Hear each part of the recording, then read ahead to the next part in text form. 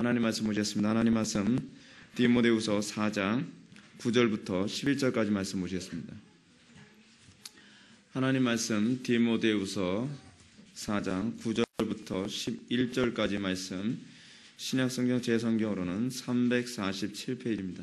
성경 347페이지 디모데후서 4장 9절부터 11절까지 말씀입니다. 찾으셨으면 제가 봉독하겠습니다.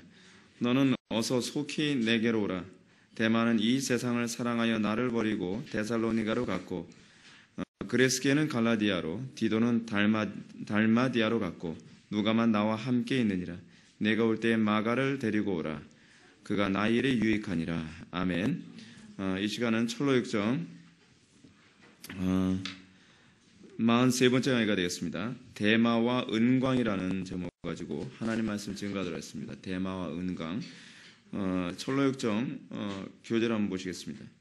크리스천과 소망은 두 마음의 일행보다 앞서 나갔다. 두 순례자는 멋있는 평원에 도착하였다. 평원의 이름은 안락이었다. 그곳에서 두 순례자는 매우 만족하였다. 그러나 평원은 좁았고 두 순례자는 평원을 빠르게 지나가고 말았다. 그 평원이 앞쪽으로 부정한 이득이라고 부르는 작은 언덕이 있었는데 이 언덕에는 은광이 있었다. 은의 희귀함 때문에 은광을 보기 위해 사람들이 옆길로 들어섰다. 그러나 은광의 구멍이 너무 가까이 다가섰다가 땅이 무너져 그들을 덮치는 바람에 사람들이 죽고, 어떤 이는 그곳에서 불구자가 되어 죽는 날까지 자신의 몸을 스스로 움직일 수 없게 되었다. 길에서 약간 벗어난 곳에서 대마, 좀 신사처럼 생겼음, 이 대마가 와서 보라고 지나가는 사람들을 불렀다. 대마는 크리스찬과 소마에게 이리로 와보시오. 당신에게 보여드릴 것이 있어라고 말했다. 크리스찬, 가는 길에서 벗어난 만큼 가치 있는 것이 무엇이오? 대마, 여기에 은광이 있어. 몇 사람이 보물을 위해 그것을 파고 있어. 만약 당신이 온다면 힘들이지 않고 부자가 될 수 있어.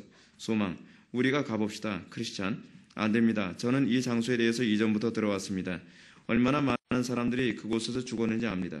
보물은 그것을 찾는 자를 삼키고 맙니다. 왜냐하면 이것은 그들의 순례의 길을 방해하는 것이기 때문입니다. 대마, 주의를 기울이는 자에게는 위험하지 않습니다. 크리스찬은 대마를 향해 유혹하지 말라고 했으며 옆길로 들어서는 것 자체가 하나님의 뜻을 어기는 것이라고 말했다. 대마, 나도 당신들과 형제요. 만약 당신들이 잠시 기다려준다면 나도 당신들과 함께 가고 싶소. 크리스찬, 당신의 이름이 무엇이요? 대마, 나 이름은 대마요. 나는 아브라함의 자손이요. 우리가 지난 시간까지 크리스찬이 허영의 시장을 통과하고 난 다음에 소망을 만나고, 그리고 또 소망과 아울러서 그 몇몇 유혹자들을 만나서 그 유혹자들과 논쟁을 했던 부분을 우리가 살펴봤습니다. 이제 크리스찬이 이 논쟁이 끝난 다음에 이제 통과하게 되는 곳은 평원이라고 하는 곳입니다. 이 평원이라고 하는 부분은 여러분 평원하면 어떻습니까? 넓고 평탄한 길이죠. 넓고 평탄한 길로서의 평원을 잠깐 얘기를 하는데, 이 평원은 평원의 이름은 안락이라고 얘기했고, 그리고 두 순례자는 만족했으며 평원은 좁았고 순례자는 평원을 빠르게 지나가고 말았다라고 얘기하는데, 이것이 의미하는 바가 뭐냐면 이 땅에서 성도들의 삶에 있어서의 이 편안한 삶이 그다지 길지 않다는 것을 의미합니다. 여러분, 어떻게 사는 것이 좋습니까? 우리가 예수 믿고 나면 어떻습니까? 온통 계속적인 고난의 연속입니다. 그러니까 예수 믿을 때서부터 모든 것이 형통하는 게 아니에요. 예수 믿고 나면 이제까지는 어때요? 다 적당히 타협하면서 살았기 때문에 뭐 별로 불편 없이 살았었다라고 생각을 하는데, 예수를 믿고 나면 그 다음서부터 이제 이게 시작되는 겁니다. 하나서부터 내가 걷어내야 될 것 투성이고, 내가 하나님의 말씀대로, 예를 들어서 여러분 주일 성수 안 할 때는 주로 뭐 하며 살았습니까? 안 믿는 사람들이에요.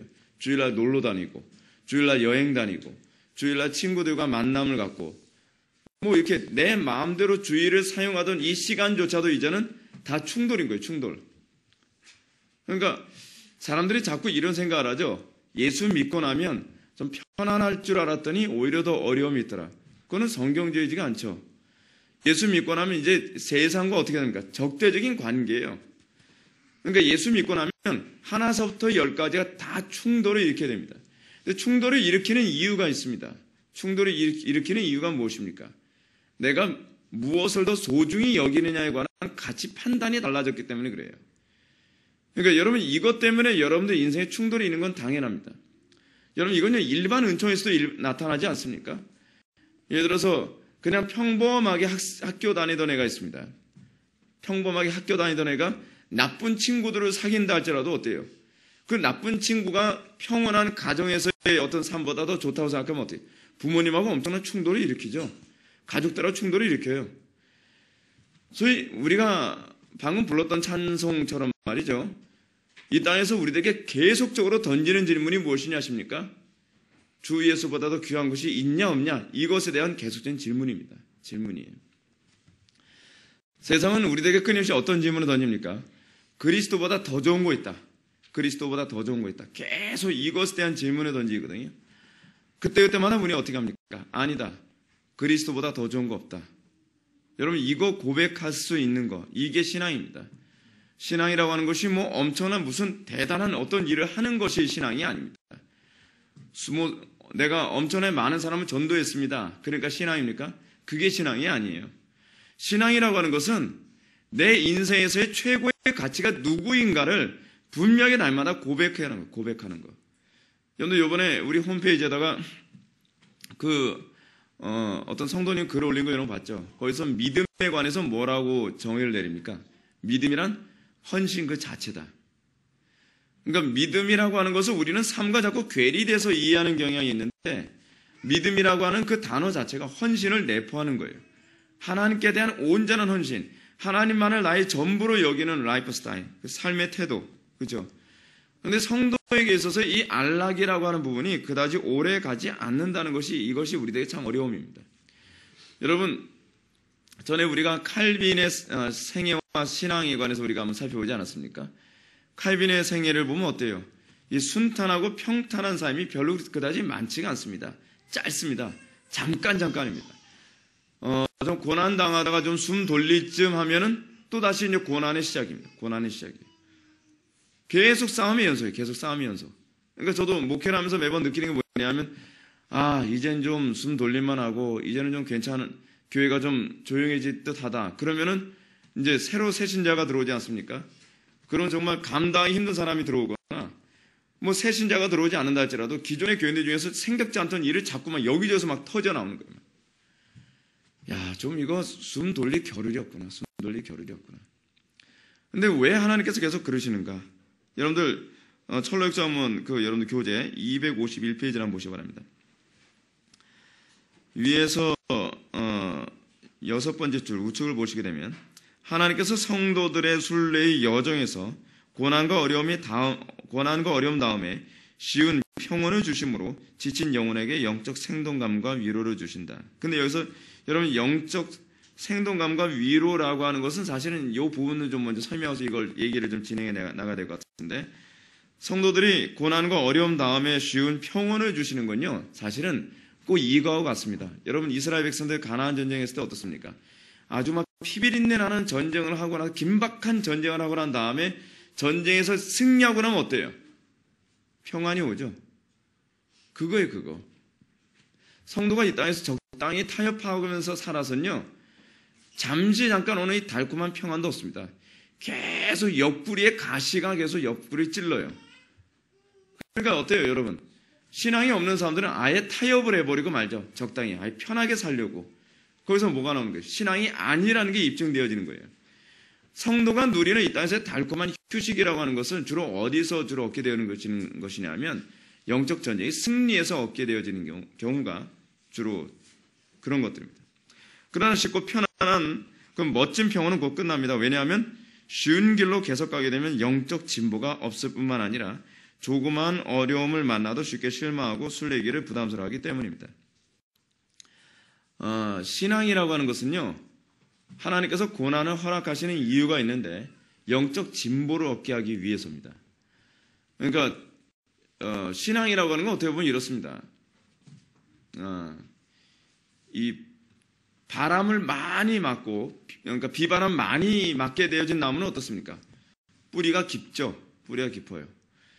그러니까 이 비바람 많이 받는 것이 겉으로 보기에는 굉장히 그 나무에겐 고생스러운 것 같을지 모르지만 실제로는 그 나무를 견실하게 만드는 중요한 원동력으로 작용한다는 것입니다. 성도에게 있어서의 영적 진보가 이 동일한 원리로 작용되어집니다. 여러분, 이 땅에서 우리의 삶의 궁극적 목표는 무엇입니까? 천국입니까? 아니라 했죠. 이 땅에서 우리 신앙의 궁극적 목표는 누구를 소유하는 거예요? 그리스도를 소유하는 거예요. 그리스도를 소유함. 자, 그리스도를 소유하는 것인데 문제는 뭐냐면 평탄하게 어려움을 살면서 그리스도를 소유하게 되어지느냐에 관한 문제가 이게 심각한 문제예요. 여러분 어때요? 여러분들의 삶 속에 별로 고난이 없고 여러분들 뭐 예수 믿는다고 누구 뭐 핍박하지도 않고 신앙생활 한다고 어려움 없으면 여러분들 굳이 그리스도를 붙쫓아야 되는 그런 필요를 느낍니까? 안 느낍니까? 안 느끼죠. 왜 죽기 살기로 기도합니까? 그렇게 안 하고 싶어요. 예를 들어서 제가 목회를 하면서도요, 제가 죽기 살기로 기도 안 해도 교인들이 알아서 잘 오고 교인들 속 안 새기고 그리고 교인들 삶의 가정이 다 편안하고 그리고 예배 시간에 불경건하게 예배 드리는 사람 없고 다 예배 아멘 잘 하면서 은혜 잘 받으면 제가 왜 목숨 걸고 기도하겠습니까? 꼭 그렇게까지 안 해도 되는데 우리는 간혹가다 이렇게 생각하죠. 꼭 신앙생활에 이렇게 해야만 하는가? 우리가 타락한 본성이 없다면 그렇게 안 해도 될 거예요. 신앙이라는 게 이런 거죠. 여러분 우상 숭배를 다른 말로 뭐라고 얘기하냐면 영적 간음이라고 얘기하죠. 영적 간음이라고 얘기해요. 이 땅에서 고난이라고 하는 것은 마치 이거와 같습니다. 여러분들이 그리스도만이 나의 유일한 기업이고 하나님만이 나의 유일한 신랑 되십니다 라고 고백을 한다고 합시다.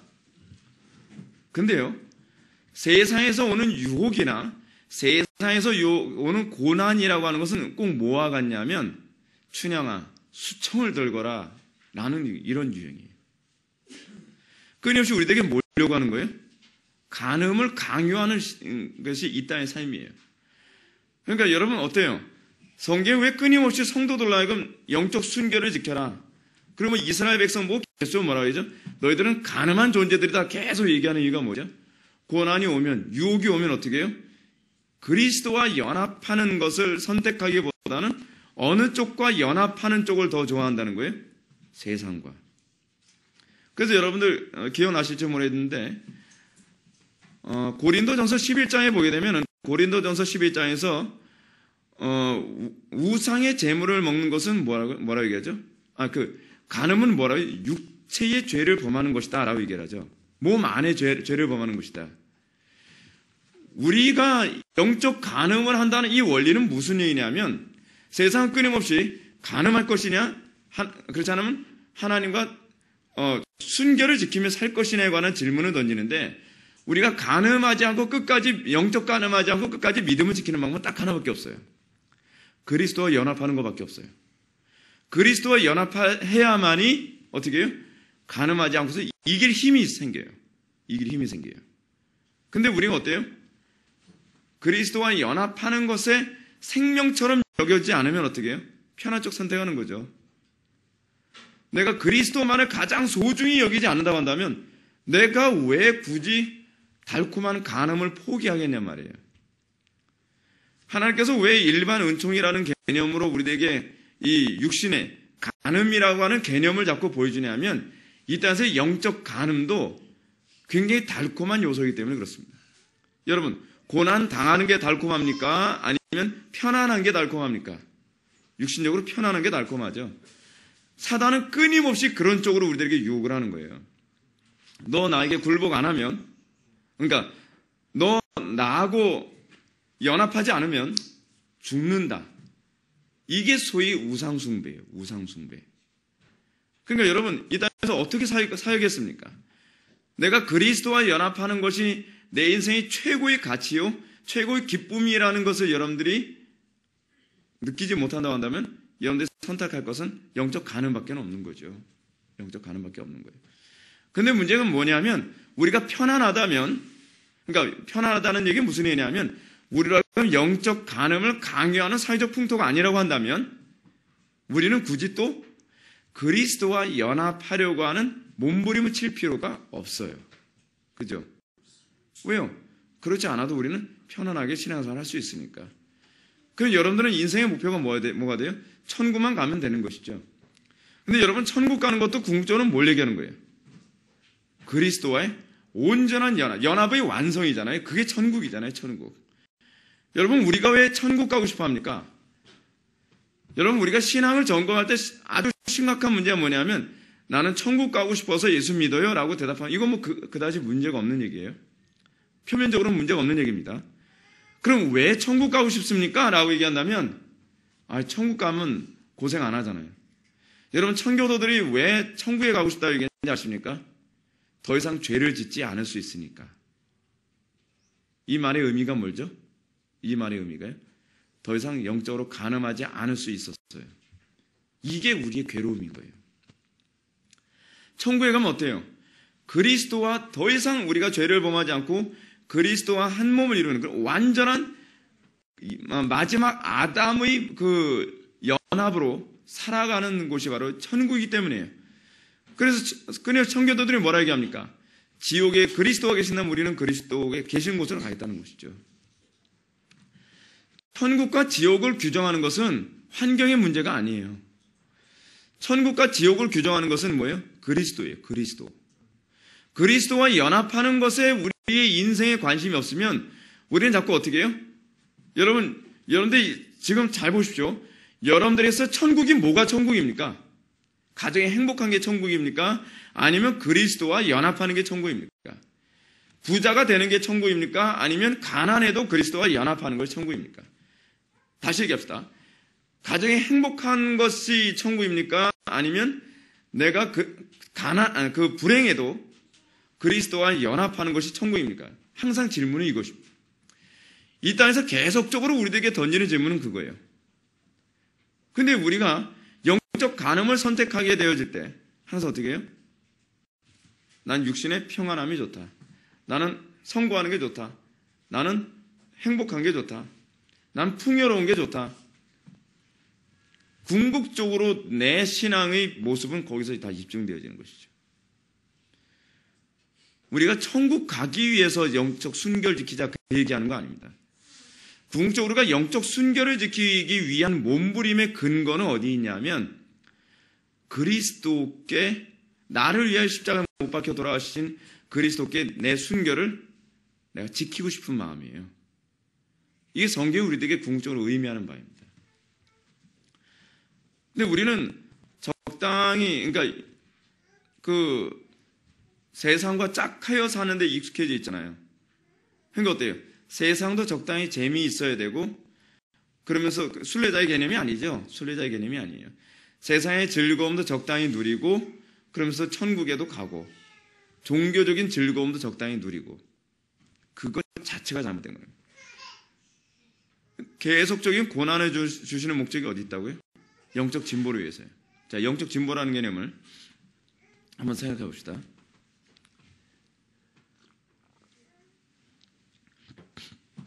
사람이란 존재는요, 극도의 고난의 상태에 가기 전에는 최고의 상태를 추구하려고 하는 마음을 갖지 않습니다. 그러니까 여러분, 운동선수들 중에서요, 예를 들어서 이제 권투 선수를 예로 한번 들어봅시다. 권투 선수로 하여금 챔피언의 그 기량을 갖추기 위해서 어떻게 합니까? 스파링 상대를 어떤 사람 붙여줍니까? 그냥 만만한 사람 붙여주지 않죠. 예. 자기 실력으로도 얼마인지 제압할 수 있는 그런 사람 붙여줘서 실력이 늡니까? 안 늡니까? 그 권투 기량의 진보가 와요? 안 와요? 안 오죠? 뭐 혼자서 얼마인지 때려눕힐 수 있는 사람 와가지고서 그냥 몇 번 하게 되면 그냥 스트레스나 푸는 거지 그거는 기량의 성장이 없어요. 근데 사람이라고 하는 존재는요, 소위 생존 본능이라는 게 있습니다. 어찌하든지 살아남아야 되겠다는 생존 본능이 사람을 강하게 만들죠. 근데 생존 본능 중에 하나는 뭐냐면 이기고자 하는 본능이에요. 또는 명예욕 같은 것도 그 본능 중에 하나예요. 그래서 자기하고 거의 엇비슷한, 아니 자기보다 기량이 조금 더 강한 스파링 상대들을 만나서 그 상대를 어찌하든지 이기려고 애를 쓰게 될 때 비로소 자기가 뭘 소유하게 돼요? 기존보다 더 강력한 실력과 어떤 진보의 그를 소유하게 되는 것이죠. 신앙도 그래요. 신앙도요. 하나님께서 고난은 여러분들 죽으라고 고난 주시는 거 아닙니다. 그 고난이 그 처절한 그 고난이 극도의 상황에 가게 됐을 때 비로소 뭘 얻게 되냐면 내가 그리스도와 연합하는 본능을 알게 돼요. 이거는 거듭난 사람들만 그걸 추구해요. 거듭나지 않은 사람은 어떻게 해요? 아, 나 할 만큼 했어. 이제는 아시죠? 내가 뭐 영적 간음해도 그것이 우리에게 합리화되질 않죠. 합리화되질 않아요.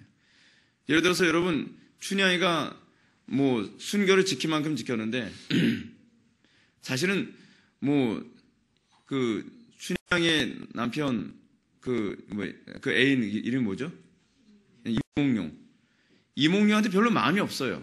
근데 아무리 봐도 그 사회적 그 도덕적인 사회적 요구 때문에 순결을 버리자니 미안하고 순결을 지키자니 괴롭고 또 시간이 가면서 자꾸 보니까 그 변사또도 좀 괜찮아 보여요. 돈도 있고 명예도 있고 권력도 있고 자꾸 뜯어보니까 변사또도 인물도 괜찮은 것 같고 그래서 어떻게 해요? 에이 뭐 내가 이렇게 보니까 이몽룡 뭐 가진 것도 하나도 없고 전에 보니까 거지 같더라. 뭐 공부한다고 뭐 하는데 한 실패해서 왔고 도움 하나도 안 되고 내가 순결을 지켜야 되겠냐.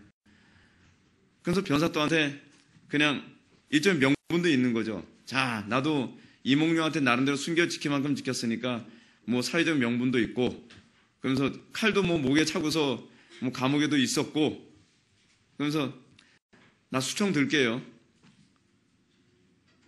우리가 신앙생활하는 게 항상 그 모양입니다. 명분은 찾죠. 명분을. 어떤 명분이요? 적당히 세상과 타협해도 양심의 평안함을 얻을 수 있는 명분을 자꾸 찾아 돌아다녀요. 근데 문제가 뭐냐면 하나님의 심판대 앞에서는 그게 통하지 않는다는 거예요. 여러분 제가 이몽룡과 성춘향 이 사건만큼 종말론적인 그 소설이 없다 그랬잖아요. 아 굉장히 종말론적이에요. 굉장히요. 여러분 궁극적으로 여러분 성춘향이가 그 위기를 돌파할 수 있는 그 근거는 어디서 나옵니까? 이몽룡이 암행어사로서 다시 돌아와서 성춘향을 만나게 되는 것이죠. 이 땅에서 우리가 끝까지 믿음을 지키는 근거도 사실 거기 있어요.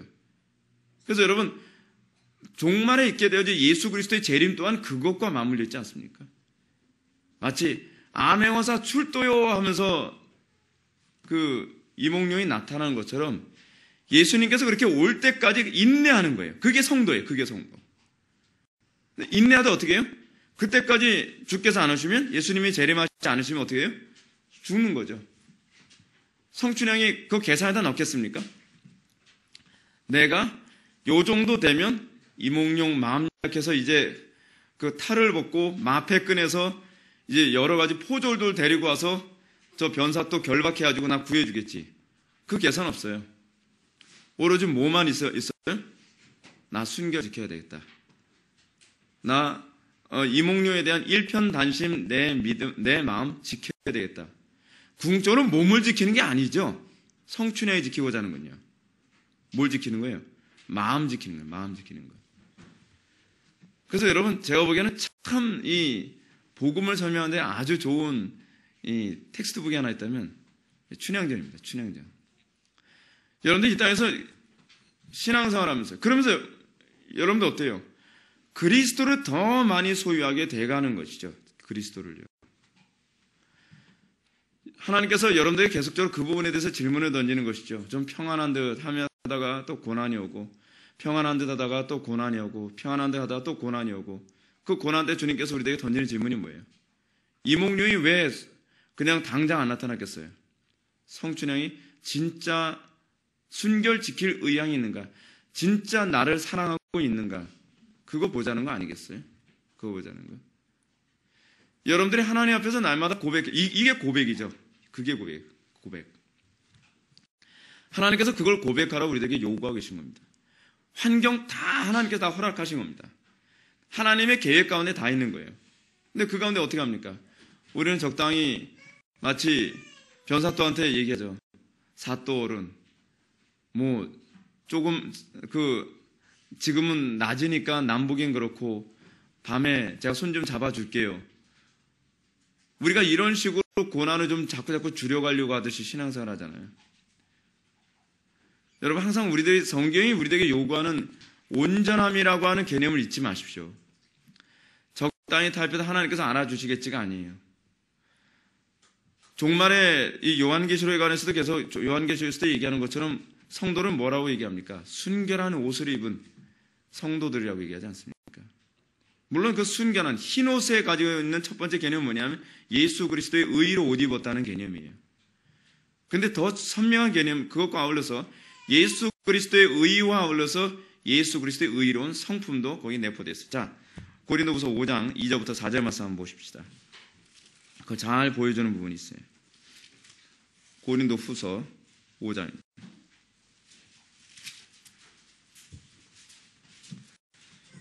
성도가 이 땅에서 어떤 태도로 살아가는 존재인가? 고린도전서 5장 2절부터 4절까지 한번 보세요. 참으로 우리가 여기 있어 탄식하며 하늘로부터 오는 우리 처소로 덧입기를 간절히 사모하느라 이렇게 입음은 우리가 벗은 자로 발견되지 않으려 함이니라. 참으로 이 장막에 있는 우리가 짐진 것 같이 탄식하는 것은 벗고자 함이 아니요 오히려 덧입고자 함이니 죽을 것이 생명에 삼킨 바 되게 하려 함이라. 아멘. 여러분, 여기서 아주 좀 독특한 개념이 나옵니다. 먼저 5장 1절을 먼저 보셔야겠네요. 만일 땅에 있는 우리 장막집이 무너지면, 우리 장막집 뭘 얘기하는 거죠? 육신의 몸을 얘기하는 거죠. 육신의 몸. 여러분, 요한복음에서 예수님께서 그 말씀하신 거 기억하십니까? 내가 하늘에 뭘 예배하러 가신다? 처소를 예배하러 가신다. 장막집이죠. 그 처소. 그래서 하나님 나라에 가면 어떻게 해요? 아, 우리가 거할 집이 많도다 라고 얘기하고 있지 않습니까? 그 개념이 여기서 잘 나오고 있어요. 우리 장막집이 무너지면 하나님께서 지으신 집, 그 손으로 지은 것이 아니요 하늘에 있는 영원한 집이 우리에게 있는 줄 아니라. 하늘에 있는 영원한 집이 천국 가야만 얻을 수 있는 집인가? 그렇습니까? 여기서 그 개념이 나와요.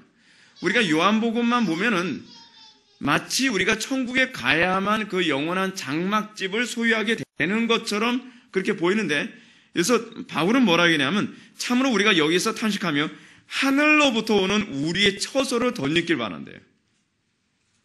하늘로부터 오는 처소, 하늘에 있는 처소, 그 처소가 뭐예요? 예수 그리스도의 그 인성이죠. 마지막 아담으로서의 성품과 인격을 얘기하는 거예요. 그걸 우리가 어떻게 해요? 지금 미리 땡겨서 우리가 없는 거예요. 그건 뭐예요? 쉽게 해서 하나님의 형상이에요. 하나님의 형상. 손으로 짓지 않은 처소예요. 우리 이 몸은 지금 어때요?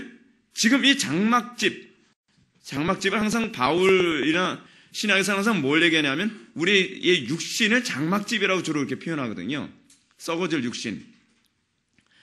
근데 왜 이 썩어질 육신에서 벗어나기를 그토록 사람들이 원해요? 바울이 이렇게 원해요? 영원한 장막으로 덧입기 위해서는 거예요. 근데 그 영원한 장막이 무엇인가? 예수 그리스도와 연합되어진 하나님의 형상으로서의 장막이죠. 육신이죠. 변화된 육체이기도 하죠.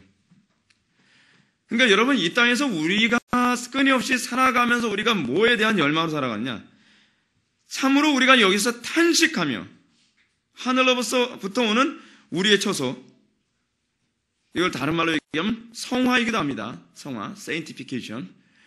성화를 간절히 사모하느라 예수 그리스도의 거룩하신 인격에, 그러니까 마지막 아담의 그 속성에 우리가 연합하기를 탄식하며 우리가 사모하는 거예요.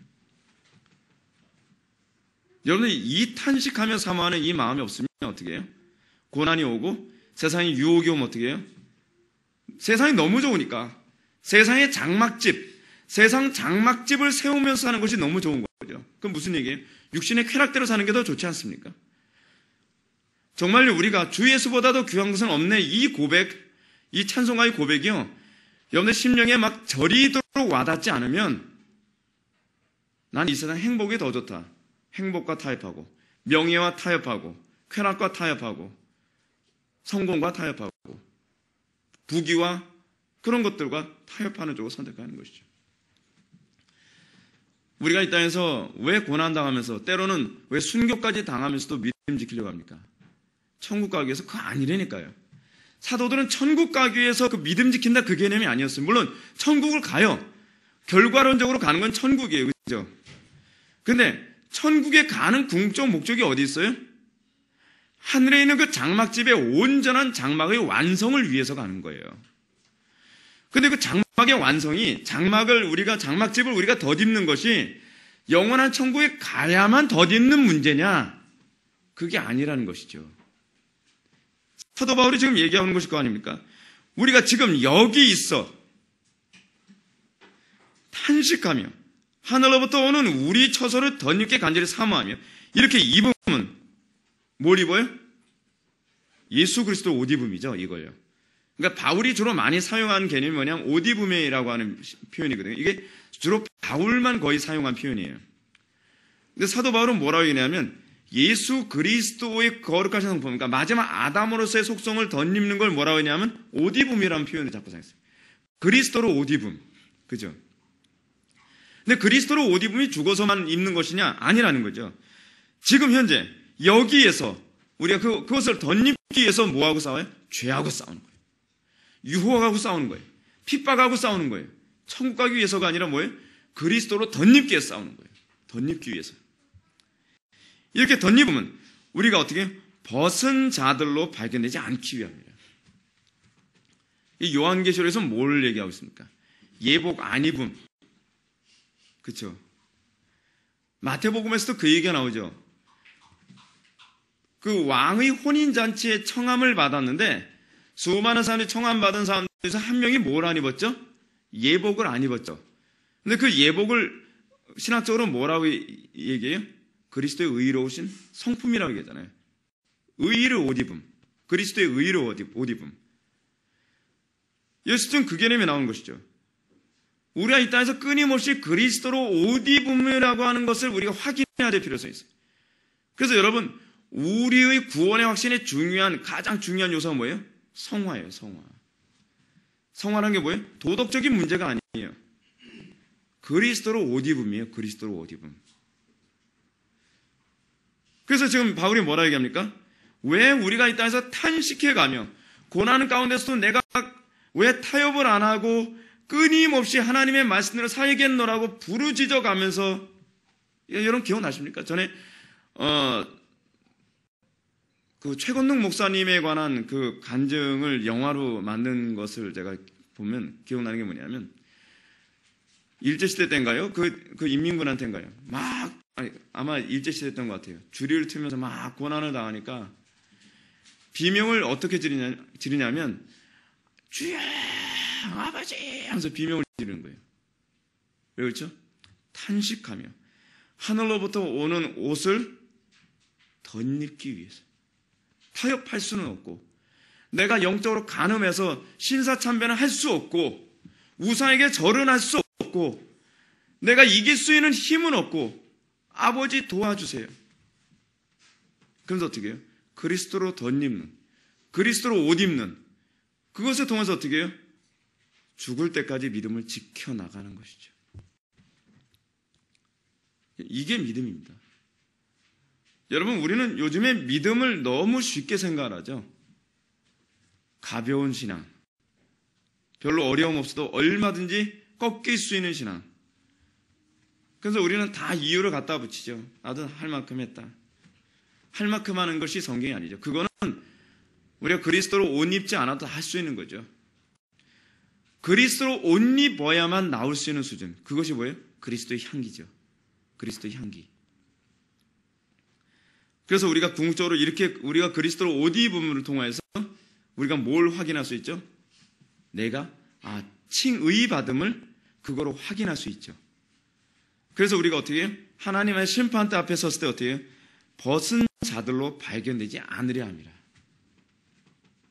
우리가 하나님의 심판대 앞에 딱 섰는데 마지막 심판대에 쫙 줄을 서서 기다리는데 너 나와. 하나님 앞에 딱 섰는데 넌 그리스도로 옷 입은 적이 없구나. 너는 내 몸뚱아리는 온통 죄로 옷 입은 것 투성이야. 너에겐 그리스도로 옷 입은 게 없어. 라고 되면 어떻게 해요? 지옥이죠. 지옥. 우리가 이 땅에서 끊임없이 믿음 지키기 위한 이 거룩한 전쟁을 하는 것은 잊지 마십시오. 천국 가기 위함이 아닙니다. 내가 그리스도로 옷 입기 위한 탄식입니다. 참으로 이 장막에는 우리가 짐진 것 같이 탄식하는 것은 아주 좀 너무 탁월한 표현 아닙니까? 이 땅에서 어떤 탄식을 해요? 우리가 마치 짐진 것처럼 탄식하는 것은 벗고자 함이 아니에요. 무슨 얘기죠? 죄를 벗고자 함이 아니라 오히려 어떻게 해요? 덧입고자 함이죠. 여러분, 이게 아주 좀 독특한 개념입니다. 우리가 죄와 싸우는 데 초점 맞추지 마십시오. 그러니까 무슨 얘기냐면 죄를 이기면 되는 문제가 아니라 그리스도로 덧입는 것에 초점을 맞춰야 된다는 거예요. 그러니까 우리는 그리스도와 관계없이 죄를 안 짓는 쪽에 주로 초점을 맞추게 되면 어떤 사람이 되기 쉽냐? 이게 율법주의자가 그렇게 돼가는 거예요. 내가 얼마나 주의 성수 잘했냐? 내가 얼마나 헌금을 잘했냐? 내가 얼마나 도덕적으로 살았냐? 근데 예수님께서 바리새인들 보고 뭘 얘기합니까? 너희들은 박하와 해안과 근처의 11조까지 다 바치는데 죄를 이기죠. 어떻게 보면요. 근데 벗고자 하는 모습이죠. 근데 뭐가 없다는 거예요? 정말 덧입어야 돼요. 의와 인과 신은 버렸다는 거예요. 우리의 싸움은요, 죄를 안 짓기 위한 싸움이라는 개념보다는 그리스도로 덧입기 위한 개념으로서의 싸움입니다. 의와 인과 신을 잃어버릴까 두려워하는 싸움이에요. 그래서 예수님이 뭐라 얘기합니까? 바리새인들 보고요. 너희들은 여자들과 간음하지 않았다라고 너희들은 얘기하는데 너희들은 여자들을 보고 음욕만 품은 자도 이미 뭐예요? 간음한 자니라. 이것은 아주 중요한 개념을 얘기하는 것이죠. 무슨 개념이에요? 하나님이 궁극적으로 보는 개념은 죄를 벗는 자에 관한 개념이기 이전에 그리스도로 옷 입은 자이냐를 묻고 계신다는 거예요. 근데 우리가 그리스도로 옷 입음, 그러니까 우리 속에, 마음속에 의와 인과 신에 대한 아무런 마음도 없어요. 하나님의 영광을 드러내는 데도 아무 관심이 없어요. 어찌하든지 더욱더 그리스도를 사랑하는 데도 별로 관심이 없어요. 어찌하든지 같은 공동체 지체들을 사랑하는 데도 별로 관심이 없어요. 그냥 내가 율법을 지키고 내가 뭘 하고 안 했다는 것에 주로 초점을 맞추는 것이 이것이 잘못된 개념이라는 거예요. 더 중요한 바, 의와 인과 신이 이게 더 중요한 것이죠. 그래서 뭐예요? 이것도 하고 저것도 버리지 말아야 할지니라. 근데 5절 하나 더 살펴봅시다. 그러면서 뭐예요? 곧 이것을 우리에게 이루게 하시고 보증으로 성령을 우리에게 주신 이는 하나님이시니라. 이것을 우리에게 이루게 하세요. 우리가 그리스도로 덧입는 문제는 의제 문제가 아니라는 거예요. 그리고 이것을 우리에게 이루게 하시고 보증으로. 보증은 뭐예요? 그러니까 예를 들어서 제가 5천만 원 누구에게 줄게 라고 했을 때 5천만 원 주기 전에 보증금이라는 걸 주죠. 내가 나중에 줄 텐데 내가 5천만 원 줄 것에 대한 보증으로, 약속으로 내가 50만 원 지금 미리 줄게. 그 50만 원은 뭐예요?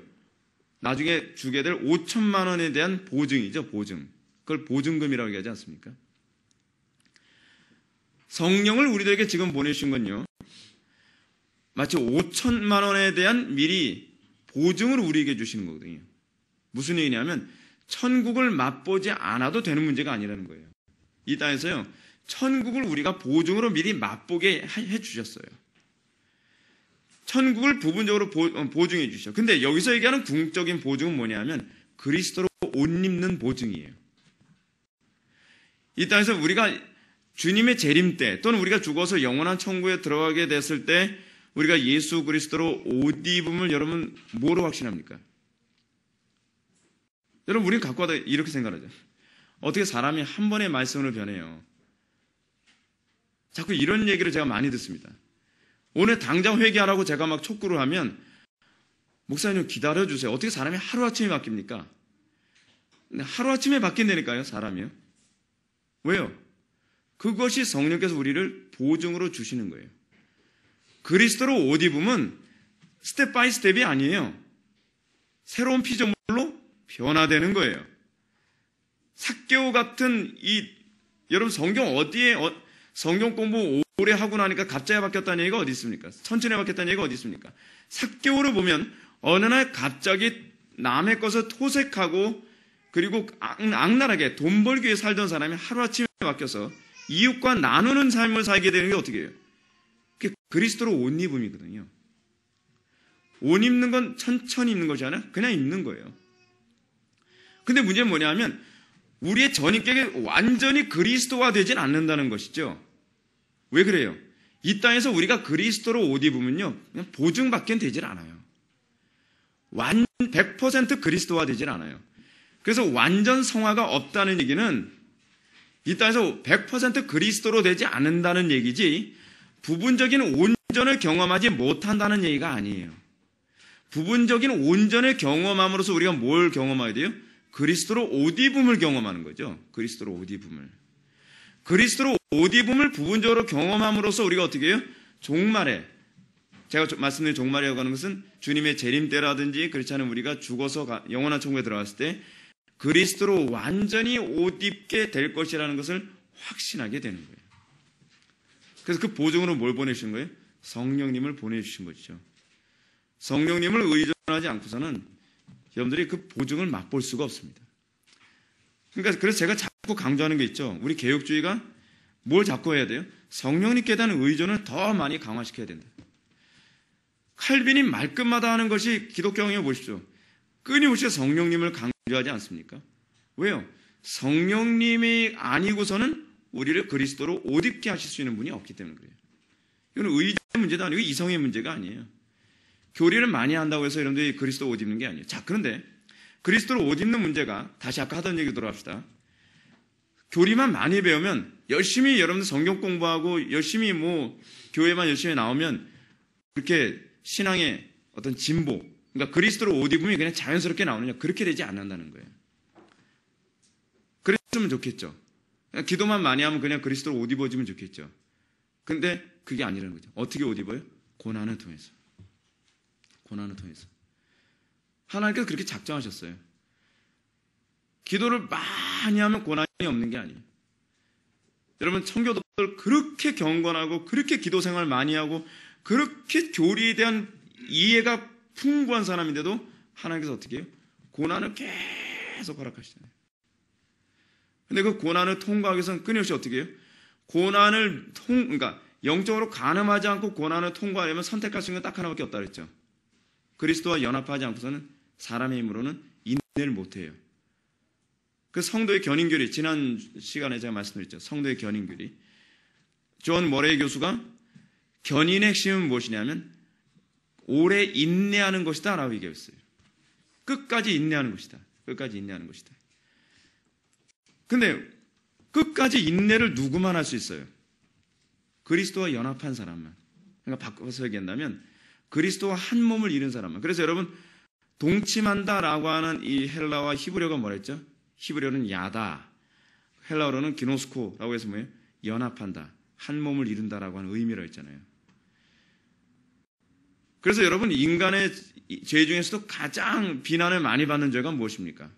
그러니까 예를 들어서요, 목사님들이 돈 때문에 문제가 생겼다, 또 이 세상적인 어떤 것 때문에 문제가 생겼다 그래도 그렇게 비난을 받지 않은데, 여자 문제 때문에 문제가 생겼다 되면 이거는 굉장히 치명적인 문제가 돼버리죠. 근데 그 왜 그렇게 되는지 아세요? 이게 영적으로 우상숭배와 그리스도 하나됨이 이 개념이기 때문에 그래요. 그래서 여러분, 영생도 뭐라요? 영생은 유일하신 참 하나님과 그에 보내신 예수 그리스도와 연합하는 것이니이다. 우리 한글성에서는 아는 것이니이다 라고 이렇게 돼 있죠. 요한복음 17장 3절인가요? 13장 7절인가요? 각각 헷갈리는데. 거기서 아는 것이라고 하는 말이 연합한다는 얘기거든요. 영생이 뭐예요? 그리스도와 연합하는 거예요. 그리스도예요.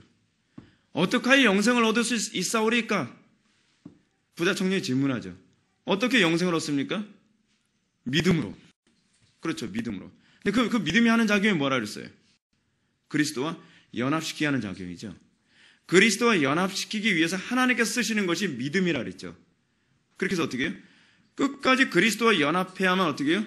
순교까지도 우리가 인내할 수 있는 거죠. 순교할 때까지도.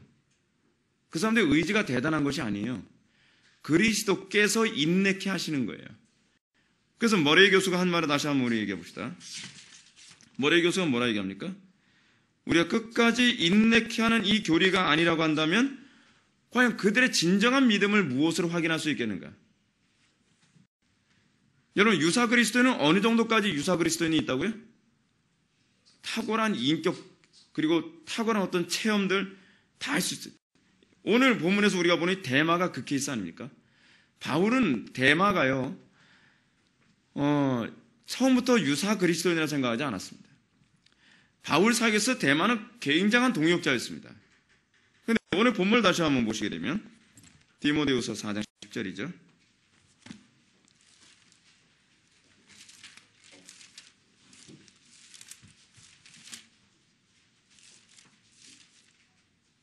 디모데후서 4장 10절. 데마는 어땠다고요? 세상을 사랑하여? 데마는 세상을 사랑하여 나를 버리고 데살로니가로 갔다. 근데 여러분, 골로새서 4장 14절 한번 보십시오. 골로새서 4장 14절. 골로새서 4장 14절에 보면 사랑을 받는 의사 누가와 또 데마가 너희에게 문안하느니라. 여기서 지금 사도 바울은 데마를 동역자로서 탁월한 동역자로 지금 인정해주고 있습니다. 또 빌레몬서 1장 24절도 한번 더 볼까요? 빌레몬서가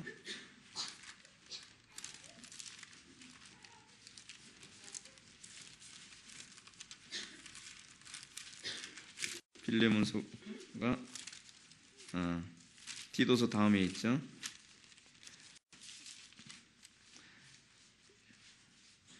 24절 보면 또한 나의 동역자 마가, 아리스다고, 데마, 누가가 문안하니라. 여기서 지금 바울은 데마를 뭐라고 했어요? 나의 동역자다 라고까지 얘기하고 있어요.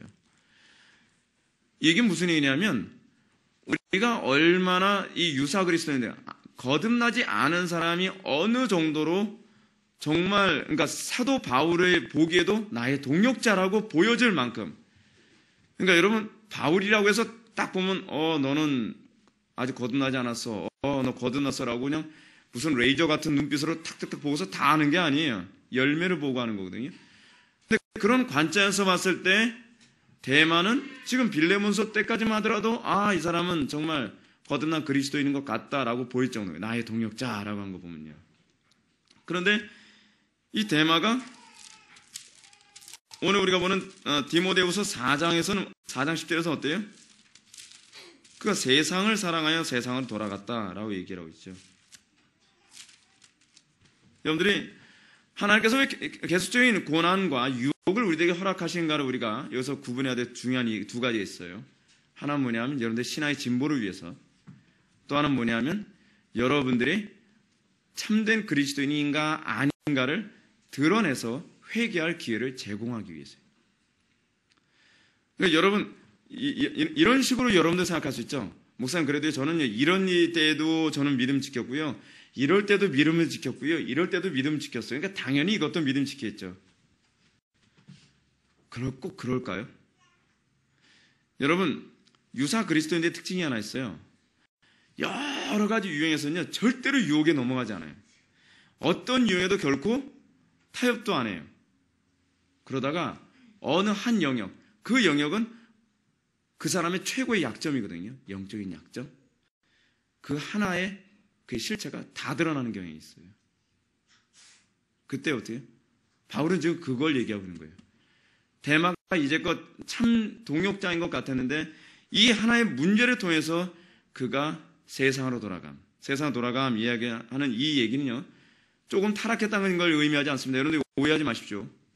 간혹가다 어떤 분이 이런 얘기를 하는 게 있어요. 유명한 교단의 어떤 목사님이 간음을 하다가 걸려가지고 도망가다가 베란다에서 떨어지면 죽었다 그런 옛날 그런 기사 좀 실렸던 적이 있었죠. 그런 거 보니까 그 목사님 거듭나지 않은 사람 아닙니까? 그렇게 보면 곤란해요. 여러분, 다윗도 간음하다가 얼마나 어려움을 당했어요. 다윗이 거듭나지 않은 게 아니거든요. 그 문제가 아니라는 거예요. 대만은요 특정한 어떤 범죄에 넘어간 문제가 아니라 소명을 버린 거예요. 사도 바울은요, 구원받음과 소명을 항상 같은 개념으로 본다 그랬죠. 로마서 한번 보십시오. 그러니까 여러분, 어떤 사람이 특정한 죄악 가지고서 그렇게 쉽게 판단하지 마십시오. 이거 굉장히 위험한 태도입니다. 유사 그리스도인을 구분하는 개념은 그 개념이 아니에요. 1장 5절 말씀, 로마서 1장 5절 말씀. 그로 말미암아 우리가 은혜와 사도의 직분을 받아 그 이름을 위하여 모든 이방인 중에 믿어 순종케 하나니. 또 1장 14절 말씀. 헬라인이나 야만인이나 지혜 있는 자나 어리석은 자나 내가 다 빚진 자라. 그러므로 나는 할 수 있는 대로 로마에 있는 너희에게도 복음을 전하기 원하노라 라고 얘기합니다. 사도 바울이 항상 바울 서신에서 은혜는 항상 뭐를 의미한다 했죠? 구원받음. 항상 은혜 얘기했을 때 바울 서신에서 은혜는 구원받음을 의미해요. 그래서 여기서 바울이 뭐라고 1장 5절에서요? 우리가 은혜와 사도로 직분을 받아. 이 얘기는 이렇게 은혜로 사도의 직분을 받았다 이 얘기예요. 구원받음으로 그러니까 구원받음이 곧 뭐예요? 내가 사도 직분 받은 거예요. 사도 직분 받기 위해서 내가 구원받았다는 거예요. 사도 바울은 소명을 버림을 곧 구원받지 못함으로 직결을 해요. 이게 바울이 보는 관점에서 구원론이에요. 구원관이에요. 그러니까 여러분, 나는 교회 열심히, 난 믿어요. 나 교회 열심히 다녀요. 라고 얘기하는데 하나님의 영광 위에 헌신해야 될 아무런 이 콜링, 소명감을 전혀 느끼지 못한다고 한다면 어떻게 해요? 그건 사실은 구원받음이 아직은 아닌 것이죠. 소명감이 뭡니까? 예를 들어서 교회 안에서 어떤 직분을 일을 맡기는데 그걸 내 소명이라는 생각을 하지 않고 어떻게 하냐면 기분 내키는 대로 하는 거예요. 기분 내키는 대로. 기분 좋은 때는 막 되게 열심히 하는 것 같은데 기분 나쁠 때는 캔슬을 쓰려요. 될 대로 되려요. 영혼들이 실족하든 뭐하든 상관없다. 그거 신자됨이 아니에요. 신자됨이 아니에요. 소명이라고 하는 개념은요, 내가 생명을 걸고 이것을 지켜내겠다는 거예요. 그러니까 여러분, 조그만 거 하나하나만 보더라도 이 사람이 소명감을 알 수 있죠. 주일학교 교사를 하나 한다 할지라도 그냥 시간만 때우는 거예요. 한 영혼이 구원받냐 구원받지 않냐 그거의 개념이 없이 그냥 언제 가면 알아서 구원받겠지만 열심히 가르치면 시간만 때우는 거예요. 그건 소명받은 자의 태도가 아니에요. 소명받은. 오늘날 왜 목회자들이 자꾸 욕을 먹는지 아십니까? 목회를 시간 때우듯이 목회라고 하는 것이 문제예요.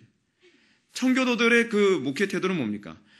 오늘 내가 죽을지도 모른다는 개념으로 오늘 이 자리에 누군가가 더 이상 설교를 들을 기회가 없을지도 모른다는 개념으로 내가 할 수 있는 모든 에너지를 모든 설교 시간에 항상 최선을 다하는 거예요.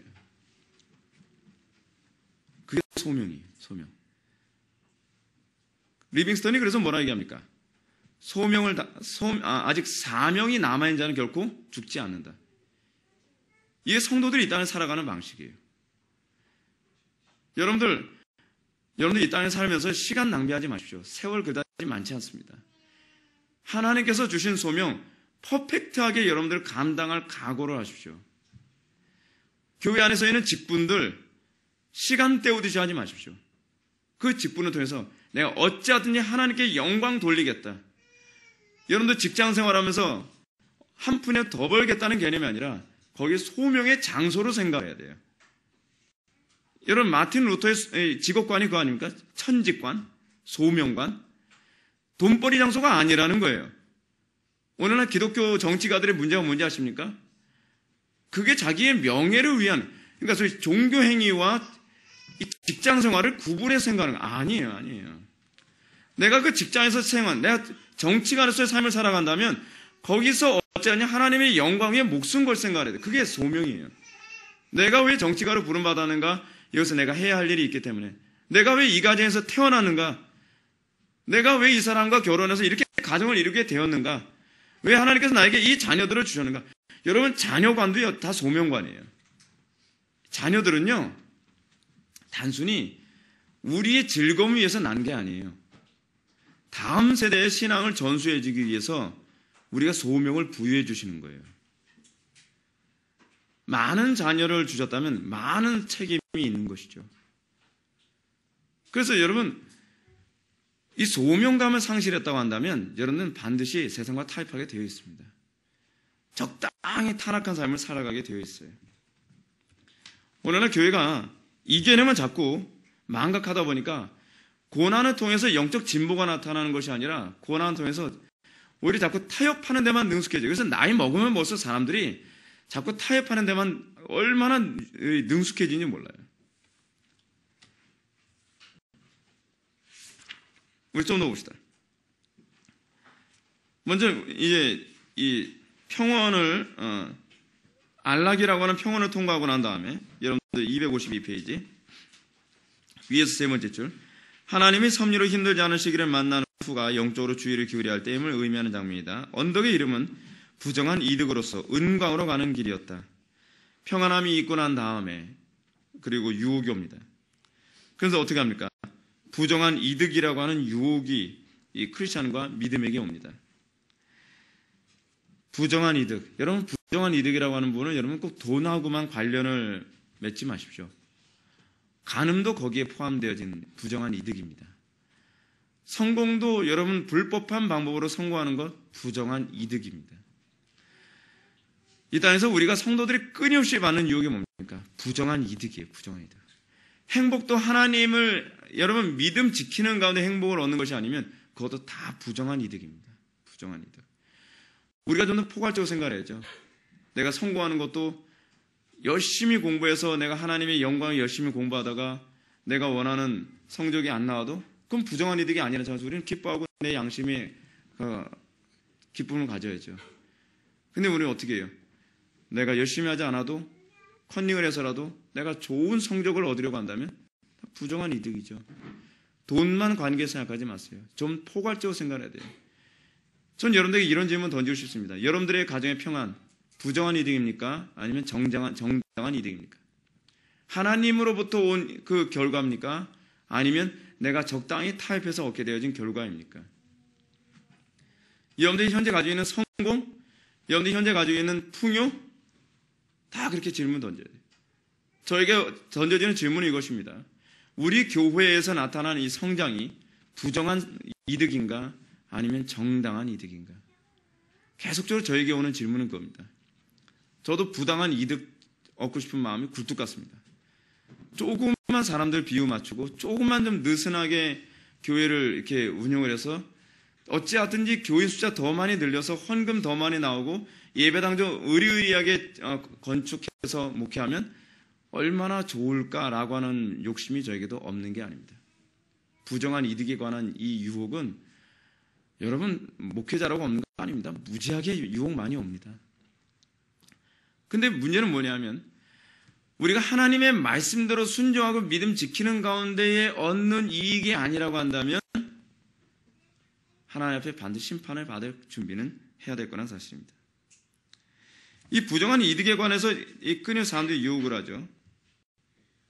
근데 이 문제에 관해서 어떻게 합니까? 이 크리스찬이 이렇게 얘기하죠.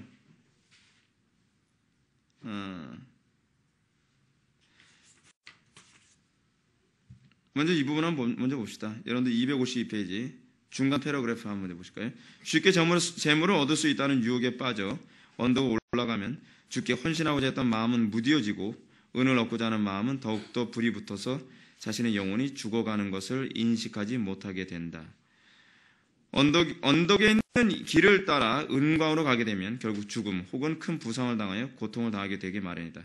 떨어져 죽게 되는 것은 믿음의 길을 완전히 포기하는 상태를 말하는 것이고요.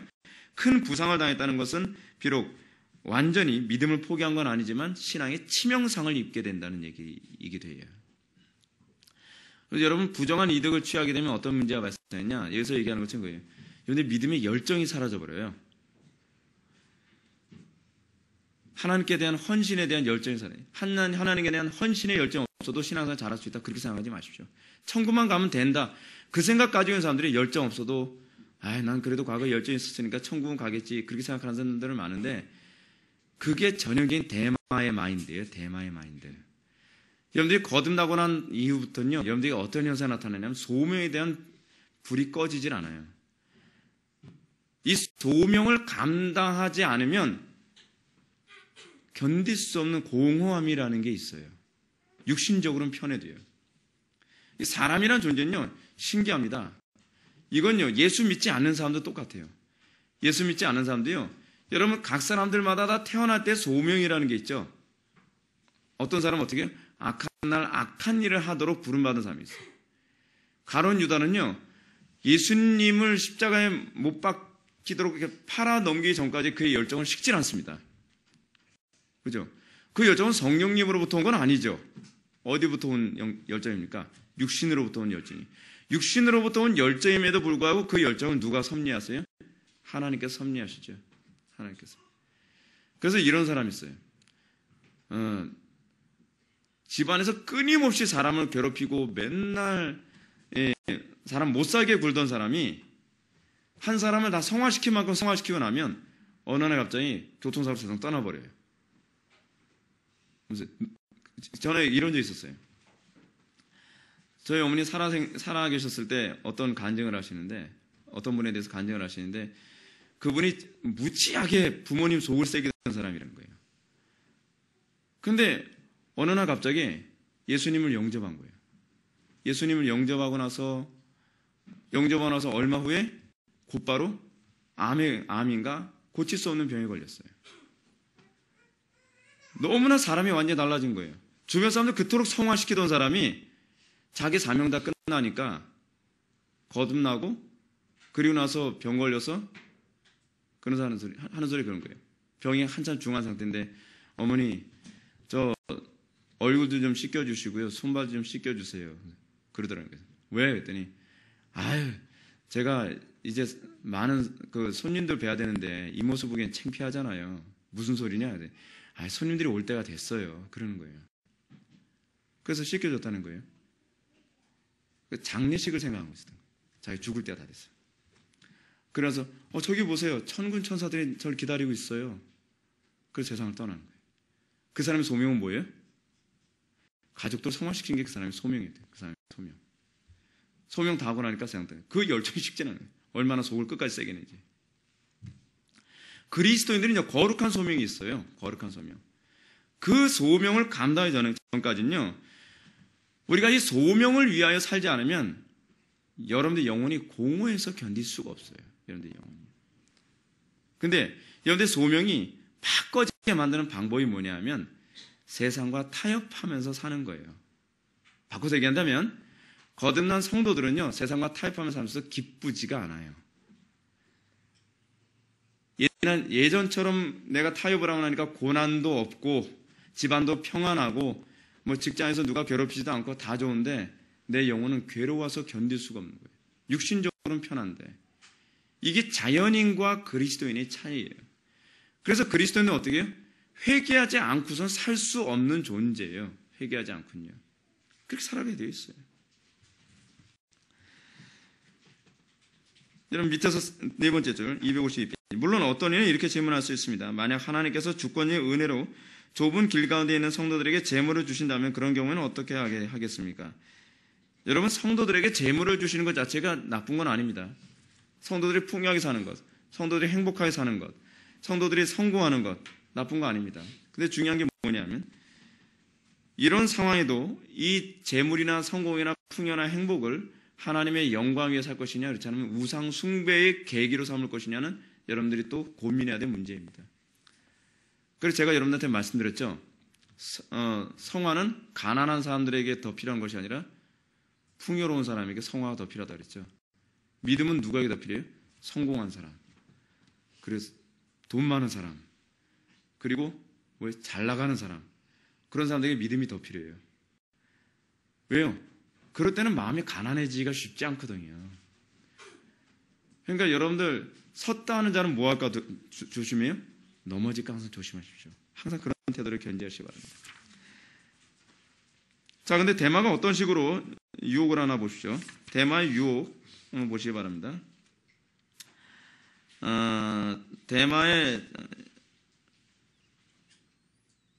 유혹에 관해서 여러분들 보시게 되면 두 번째 유혹밖에 안 보이는, 두 번째 유혹서부터밖에 안 보이네요. 첫 번째 유혹이 어디인지 잘 안 보이는데, 두 번째 유혹 한번 봅시다. 254페이지 위에서 두 번째 줄. 대마의 두 번째 유혹의 말을 주의 있게 살펴야 하는데, 대마는 은광의 위험성을 부정하지 않았다. 조심하면 괜찮을 것이며 그 위험이 심각하지 않다고 말한다. 여러분, 여기서 이 대마라고 하는 사람을 여러분들 조심해야 될 게 뭐냐면, 여러분 250페이지 맨 밑에 줄 보게 되면 대마는 이런 식으로 얘기하는 사람입니다. 나도 당신들과 형제요. 만약 당신들이 잠시 기다려준다면 나도 당신들과 함께 가고 싶소라고 얘기하는 사람입니다. 공동체 안에 여러분들로 하여금 타락하게 만드는 사람들을 조심하라는 겁니다. 이 사람들은요, 세상적인 죄악에 빠지는 것을 괜히 약화시켜 얘기하는 사람입니다. 그래, 죄를 범하는 거 안 돼요. 그거 위험하죠. 그런데 조심하면 돼요. 여러분들, 그래서 제가 권면 함부로 하지 말라 그랬죠. 성도 안끼리 안에서 권면하는 것은 굉장히 신중해야 되고 성숙한 사람들이 해야 되는 문제입니다. 다른 사람들에게 죄를 쉽게 여기도록 만드는 것은 굉장히 위험한 사람입니다.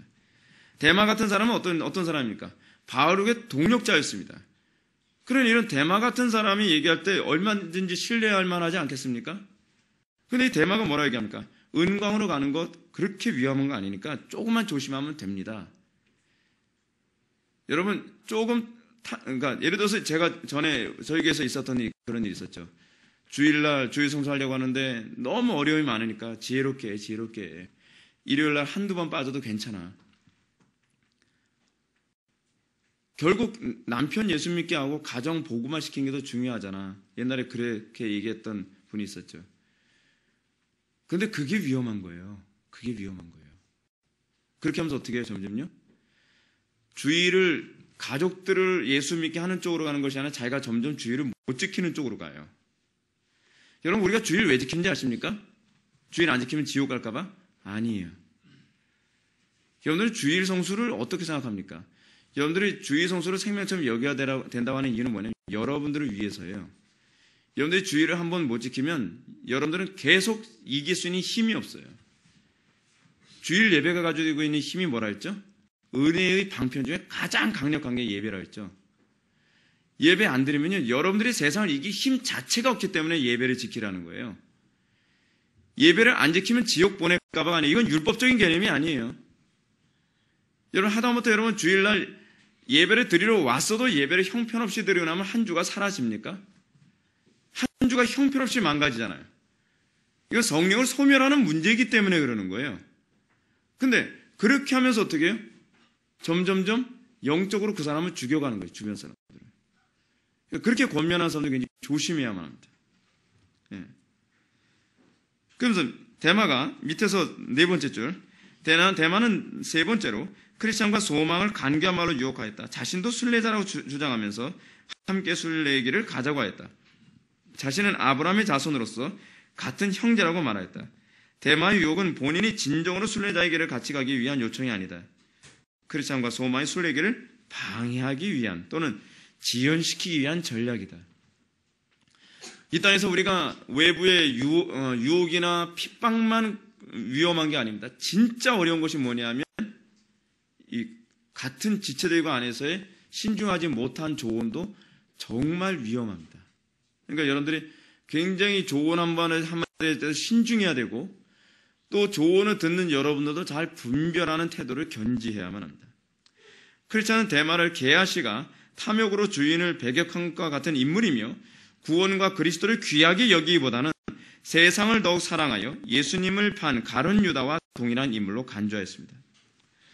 여러분, 어떻게 보면 이런 크리스찬의 평가는요, 상대방의 인격을 심히 이게 악평하고 판단하는 것으로 보일 수 있죠.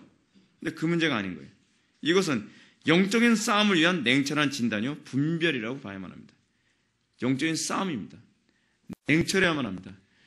여러분, 성령의 열매 중에 하나가 뭐냐면, 성도에게 나타나야 될 중요한 열매 중 하나가 뭐냐면, 명철이거든요. 명철이 뭐죠? 냉철함이거든요, 냉철함. 냉철함이 없으면 우리는 자꾸 진리를 타협하게 되어 있습니다. 굉장히 조심해야 될 문제입니다. 다음 패러그래프 보면, 대마는 크리스찬과 소망을 유혹하는 것이 실패하였다. 그러나 두마음과 그의 친구들은 대마 유혹에 넘어가 은광으로 달려갔다. 두마음과 그의 친구들은 모두 순례의 길에서 사라졌다. 왜 사라졌죠? 그 사람들은요, 타협했기 때문에 결국 빠져서 죽거나 그렇지 않으면 크게 다쳤거나 하는 것이죠. 이제 말씀 마치도록 하겠습니다. 왜 이 땅에 살아가면서 우리는 끊임없는 유혹을 받습니다. 그리고 끊임없는 고난 가운데 있습니다. 특히 여러분들 이런 부분에 관해서는 제가 이제 부부 관계 안에서도 서로가 권면하는 문제에서도 굉장히 신중해야 될 문제라고 이제 많이 생각이 됩니다. 특히 권면하는 문제에 있어서 여러분 주로 남편이 아내들에게 영향을 받습니까? 아니면 아내들이 주로 남편들에게 영향을 받습니까? 주로 남편들이 아내에게 영향을 받는 경우가 굉장히 많습니다. 그래서 제가 견지하는 바에서는요, 여성들의 신앙이 막 앞서가는 것이 저는 더 좋다고 좀 봅니다. 왜냐하면 우리 한국교회가 여성의 신앙을 강화시키는데 굉장히 좀 약해요. 광신적으로만 자꾸 몰아가고 자꾸 신비적으로만 자꾸 몰아갔지 신앙을 견고하게 만드는 데 굉장히 문제가 많이 있습니다. 여러분, 여자의 위치가 어느 위치라 했죠? 여자 위치는 현재와 미래를 책임지는 위치라 했죠. 현재로서는 남편의 신앙을 주는 사람이고 미래로서는 자녀들의 믿음을 양성하는 자로서의 위치입니다. 어거스틴이라고 하는 인물이 여러분 어떻게 나올 수 있었습니까? 모니카라고 하는 어머니 통해서 아니죠. 지독할 정도로 하나님만 의지하는. 그 사도 바울도 뭐라고 얘기합니까? 디모데 신앙을 어디서 왔다 그래요? 예, 어머니와 외조모의 신앙의 전수라고 얘기했어요. 여자로부터. 그래서 유대인들은 신앙은 아내로부터 전수되어진다고 생각하는 거죠. 그래서 한 사람의 유대인이냐 아니냐를 규정하는 걸 주로 어떻게 규정한다 그랬어요? 어머니가 유대인이냐 이방인이냐로 한다 그랬죠. 아버지가 유대인이라도 여자가 이방인이면 그 사람은 이방인이에요. 유대인은 그렇게 봅니다. 근데 어머니가 유대인이면 아이도 유대인이라고 봐요. 신앙은 어머니 통해서 전수되어지니까요.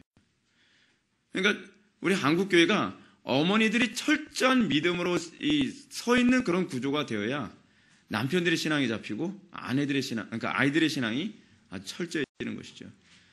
그러니까 대마같이 권면하는 여자가 생기지 않고 오히려 정말 바르게 목숨을 걸듯 여러분 손혜원 목사님이나 주기천 목사님의 그 사모님 보면 대단하지 않습니까? 그런 신앙의 패턴이 오늘날 가정에 정말 굳건히 좀 서 있어야 될 것 같습니다. 고난이 점점 강해질수록 하나님께서는 여러분들을 더욱더 견고하게 세워주시기 원하며 그 고난을 통해서 주님께서 궁극적으로 원하시는 것은 여러분들을 그리스도와 연합하도록 이끄시는 것이라는 것을 기억하시기 바랍니다. 고난을 통해서 더욱더 여러분들이 성령께서 주시는 그 보증을 맛보는 기회가 되길 바랍니다. 기도하시겠습니다. 사랑이 많으신 하나님, 성도의 이 땅의 삶은 고난의 연속인 줄 압니다. 또한 유혹의 연속인 줄 압니다.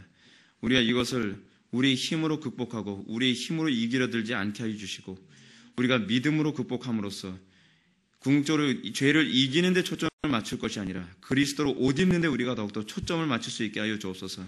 그렇게 함으로써 우리에게 주는 모든 환경이 합력하여 선을 이루는 것임을 우리가 고백할 수 있게 하여 주옵소서. 예수님의 거룩하신 이름으로 기도올옵나이다.